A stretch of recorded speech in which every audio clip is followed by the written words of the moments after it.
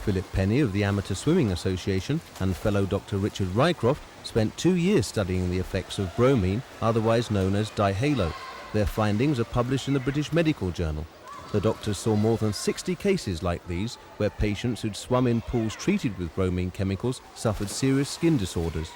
We encountered a lot of rashes, some not very troublesome, some quite severe, and in particular irritation of some very sensitive places, some below the waterline, ladies particularly, and some people ended up in hospital. How many people are likely to be affected?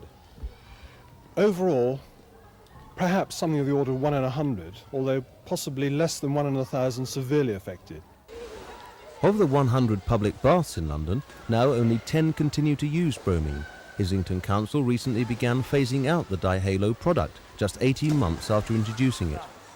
We were finding that the quality of water we were getting with bromine was not of an acceptable standard, and we were also having problems with skin rashes from patrons of the pool.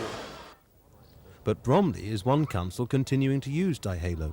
Experts believe it's a health risk when bromine is used in pools, so why hasn't Bromley withdrawn it?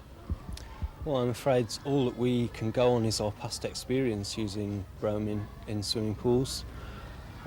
In this particular pool, we used it for 18 months. We've had no complaints whatsoever. In fact, the reaction has been much better to bromine than it ever was to chlorine.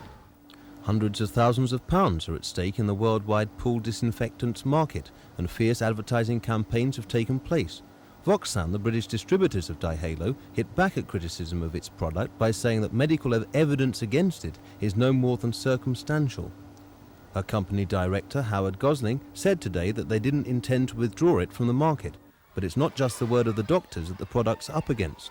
The Institute of Baths and Recreation Management are also concerned about dihalo's possible side effects. They say eyes smarting and skin rash have reached serious proportions in some pools, particularly where filters are not properly washed. Dihalo's distributors say that tests to ascertain what the spokesman called the apparent problems would take place later this year.